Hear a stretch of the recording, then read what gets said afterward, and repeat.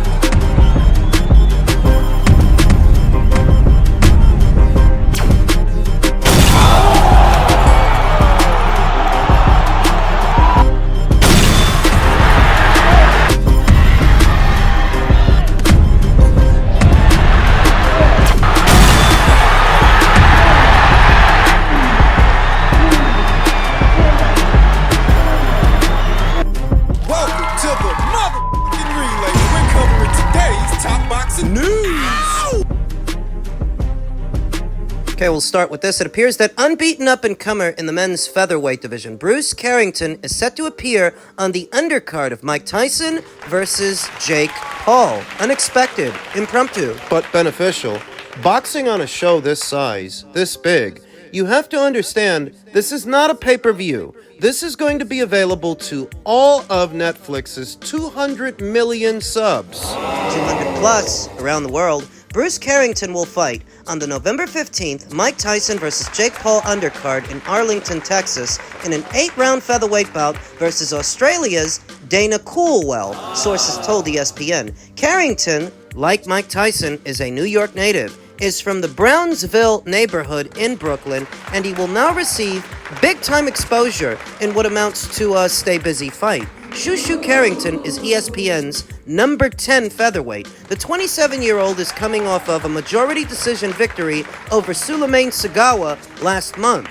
But he wasn't without taking his lumps. Sagawa pushed him. It's the hardest I've ever seen Bruce Carrington pushed. These are growing pains. This was a necessary evil. I think the Coolwell fight will be a comparatively easier fight, because this will be the first fight on world-class level for the 25-year-old Dana Coolwell, who sports a professional record of 13-2 with 8 KOs. You want to pay attention to that this is the first time Dana will be fighting a world-class guy at world level, and he's already lost 2 times at domestic level. Beyond the Dana Coolwell fight that I expect to end with a highlight reel knockout for Bruce Carrington, he's expected to return in the first quarter of next year on an ESPN show. In what could be a 12-rounder, I've heard Bruce Carrington make mention, more than once, of a Naoya Inoue showdown. Respectfully, he wasn't brash, he wasn't over the top or anything, but he's already talking about a Naoya Inoue fight at a time when he hasn't even fought for a title yet. A full world title against the reigning world champion, of which there are 4 in his division. It comes off as hubris to me. There's a thin line between confident, believing in yourself and your abilities, and your own hubris. It was undisputed super featherweight champion Alicia Baumgartner that said it best. Some athletes rush to opportunities that don't align with their brand just for a quick payday. When you truly understand the value of your brand, you're more selective and won't attach your name to just anything that comes your way. It's the rushing part that I think applies here, that some athletes rush to opportunities just for the payday, perhaps opportunities that they're not even ready for anyway. You're talking about Inoue. I've seen him bring up Inoue more than once, and he hasn't even fought for a title yet in his own division, in his own weight class.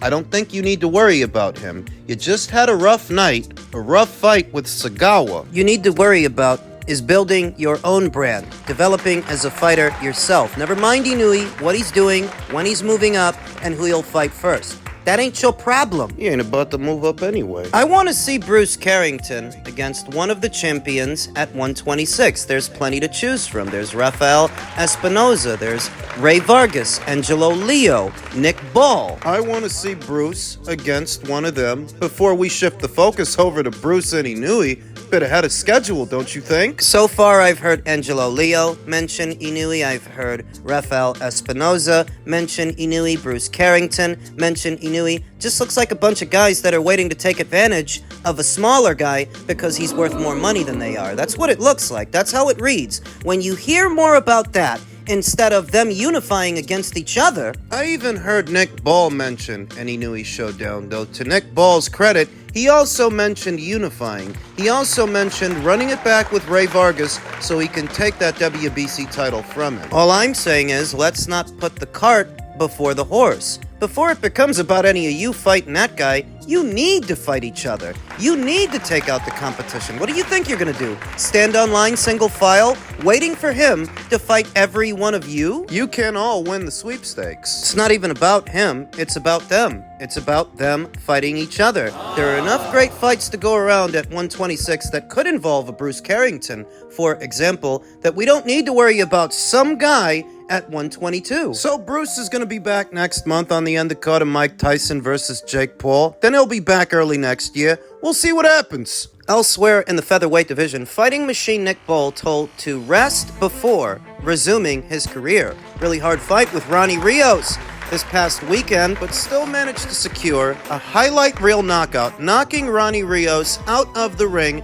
in what was his homecoming fight. Nick has been instructed by his promoter, Frank Warren, to recover from the most demanding year of his career before considering the next move. On Saturday at Liverpool's M&S Arena, the 27-year-old stopped Ronnie Rios in 10 rounds to make his first defense of his newly obtained WBA title. The bruising fight was his third in the space of 7 months, following in March him moving up to world level for the first time when he drew with Ray Vargas. It was in June when he then won his title against Raymond Ford, and Saturday when he defended it in his home city. 3 fights in 7 months. There are not a lot of fighters today keeping a schedule like that. Frank Warren, who also promotes Daniel Dubois, compared Ball's run with that of the heavyweight who has transformed his career with victories over Jarrell Big Gravy Miller, Philippe Slow Hervik, and Anthony Joshua. But while there already exists speculation regarding a rematch between Dubois and Joshua, he will refuse to consider Ball's career until 2025.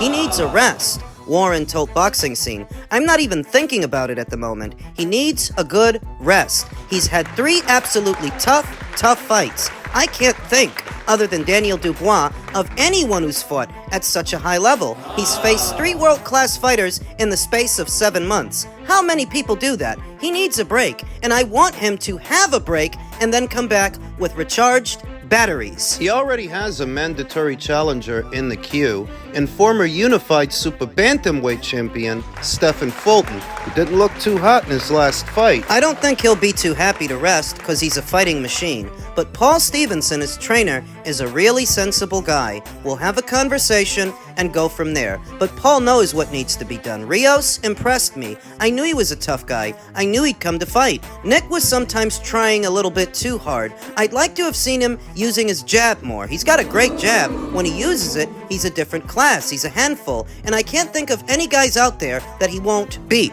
I really can't. He's a tough handful for anybody. He's relentless. So he's got a mandatory challenger in the queue in Stephen, who for some reason is still on the PBC side of things, even though it took them well over a year to get him back out there. That's where he is. I think Nick Ball beats Stephen Fulton. If the fight gets ordered and the fight gets made, I think Nick Ball is too strong for him. Too physically strong in the clinch and too strong a puncher, punch for punch. Stephen was not a big puncher at 122. He's not a big puncher now at 126. And in his last fight, he got dropped. He got rocked. Oh, he got rocked by right hands more than once, and he got dropped at least once in what was his comeback fight, rebound fight off the devastating loss to Naoya Inoue last year. So if they order it and the fight actually get made, I very much like Nick Ball's chances, but here's the thing. Who's to say that Stephen Fulton goes through with the fight?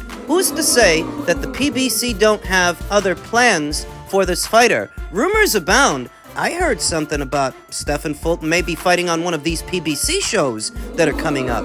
Either Gervonta Davis's ring return or David Benavidez's ring return in December or January against, get this, Brandon Figueroa, who is also campaigning as a featherweight now. It's just a rumor. It should be treated as such. But the idea that the PBC would revisit that fight, try to make it, it's entirely possible. If Stephen Fulton were to go through with a Nick Ball fight, pursue it, you know he's not going to make a lot of money. He isn't. And he'd probably have to go to Liverpool for the fight. I mean, he would have to. Nick is the champion. Frank Warren is more invested in Nick Ball than the PBC is invested in Stephen. They are not gonna bust their budget to bring Nick Ball to Stephen. Budget? What budget? Amazon's not giving them a budget. That's why everything they put out is on pay-per-view. It's crowd-funded boxing. They would sooner have Stephen, I think, they would sooner have Stephen fight one of their own guys at their own price, on their own side. Then truck him off to somebody else's show.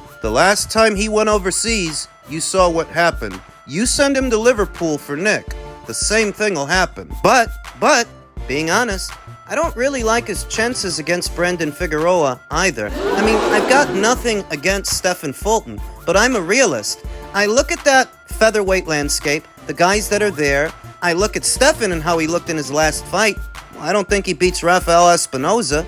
I don't think he beats Nick Ball. Ray Vargas. I don't even think he beats Angelo Leo at this weight. I understand that he beat him at 122, but I think Angelo might knock him out at 126. And the same applies to Brandon Figueroa. Brandon might have lost to him at 122, but I think he might knock Stephen out at 126. A lot of people that saw their initial meeting, they had Brandon winning the fight. And if you saw the fight, Stephen, he kind of just eked by this guy. Kind of just edged it. Why don't I think he can do it again? Because this is a better weight for Brandon. Brandon, like Rafael Espinoza, like Ray Vargas, he's very tall, very long for this weight, and he likely feels better, much stronger at featherweight than he did at super bantam. He's still the same guy. He still fights the same way, coming forward, throwing punches in bunches all 3 minutes of a round. He still does that. He's just not boiling down to 122 anymore. Now he's at 126. That's better for him. Not better for Stephen. Unfortunately, Stephen is stuck between a rock and a hard place. You can pursue your title shot with Nick Ball, but that's likely going to take you overseas where you lose. You run it back with Brandon, you don't got to travel, but you probably still lose. So that breaks down that while Stephen is in the queue, Nick may not have to fight him if Stephen goes another route and stays on his side of the street. They haven't ordered it yet. The mandate from the WBA has not yet come down. Nick is taking the rest of the year off. If this rumor's true, and Stephen fights Brandon again in either December or January, and he loses, Nick ain't got to deal with him. Next year gets here, and he's free to pursue another title, a unification match. I don't want to make too much of this rumor, but at the same time, how many of you think Stephen's going to want to travel again, given what happened in Japan? Even without the rumor. Many of you guys think Stephen wants to get on a plane again to fight somebody else's guy. I don't think he wants to do that. Finally, in men's junior middleweight news, you may have heard that ahead of tomorrow's WBO deadline, Terence Crawford and Sebastian Fundora reached a resolution to allow Fundora to proceed with a voluntary title defense with the understanding the junior middleweight title unification will be explored afterwards, sources told ESPN. This paves the way for Fundora to fight Errol Spence in early 2025 as planned, and a Fundora victory would set him up for a much bigger fight with Terence Crawford later in the year. I figured that fight between Spence and Sebastian wasn't going to happen this year, based on what is or what isn't happening with Spence. Still don't know who's supposed to train him for what's supposed to be his ring return that now has taken well over a year. So what are we talking about, January of next year? I'm not sure. Benavidez versus Morel is supposed to be going down in January, so Spence's fight might be in February, maybe March. None of this bodes well for Errol Spence Jr. The longer it takes you to come back, the harder it is to make a comeback. But he don't believe in tune-up fights. He's famous for saying that. So he's not having one. He's grabbing the bull by the horns and facing Sebastian Fundora straight away in a fight that I don't favor him to win. I mean, I don't want to be presumptuous, but everything about this fight, as it pertains to boxing, points to a Sebastian Fundora victory, not dissimilar to what I told you about Lara and Danny Garcia, that everything about boxing suggests that Lara should win. Unless there's some kind of funny business, unless the outcome is preordained, if we're talking about boxing and a boxing match, then Lara should win, and he did.